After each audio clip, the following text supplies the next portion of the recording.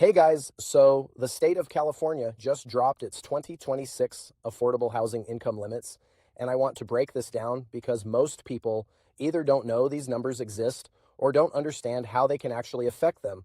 And it doesn't matter whether you're a standard renter, one that receives government assistance, or even a buyer or a homeowner, these numbers affect everyone. So let's start with the basics. Every year, the California Department of Housing and Community Development, also known as HCD, publishes updated income limits for all 58 counties in the state. These numbers come from HUD, which is the Federal Department of Housing and Urban Development.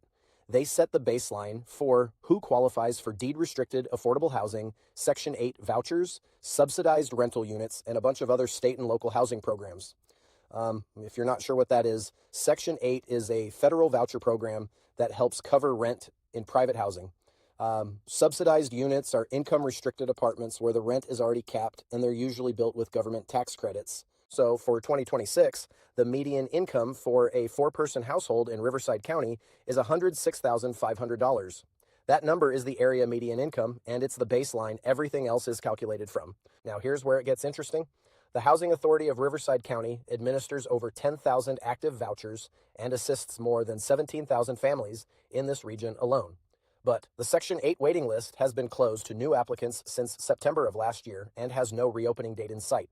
That should tell you everything about how much demand outpaces supply in the Inland Empire. But here's what most people don't realize. When the area median income goes up, the allowable rents inside those affordable units go up too. So even people already in subsidized housing are seeing their rents increase. And all those standard renters who don't qualify for assistance but can't afford to buy a home stay in the rental market, which all keeps demand high and pushes market rate rents up. If you're a renter, that pressure is real and it's documented. The housing wage needed just to afford a one-bedroom in the Inland Empire is nearly $38 an hour. However, if you own a home here, that same pressure is actually working in your favor. A massive pool of would-be buyers stuck renting means consistent demand and a floor under your property value. And if you're trying to buy, understanding these numbers helps you see why the affordability gap in this market isn't an accident, it's structural.